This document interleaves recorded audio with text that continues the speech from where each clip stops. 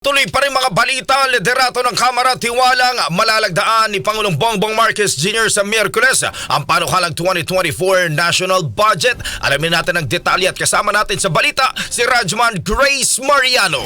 RMN Live Report.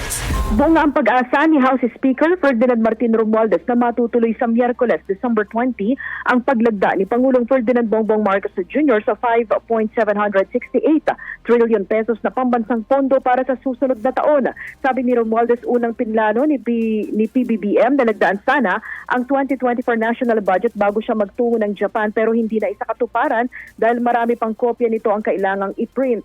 Ayon kay Romualdez, na i-transmit na sa Office of the President ang Bicameral Conference Committee version ng national budget na niratipikahan ng Senado at Kamara. Tiwala si Romualdez na walang anumang bahagi ng 2024 budget ang ibibito ng Pangulong Marcos dahil sinunod naman nila ang lahat ng parameters at naging mahigpit ang pakikipag-ugnayan ng mataas at mababang kapulungan sa Office of the President. Hinggil dito, kampante rin si Romualdez na kakatigan ni Pangulong Marcos ang pagtanggal ng confidential funds sa mga civilian agencies sa ilalim ng 2024 budget na kanilang inilipat sa mga ahensyang nangangalaga sa seguridad ng bansa. Di ni Romualdez, ang naturang hakbang ay sinang-ayunan ng mga kinaukulang departamento at sa katunayan ang iba ay voluntaryong nag-withdraw ng confidential funds na unang inilaan sa kanila. Kasama mo sa DCXL RMN Manila, Rajman Grace Mariano, Tatak RMN.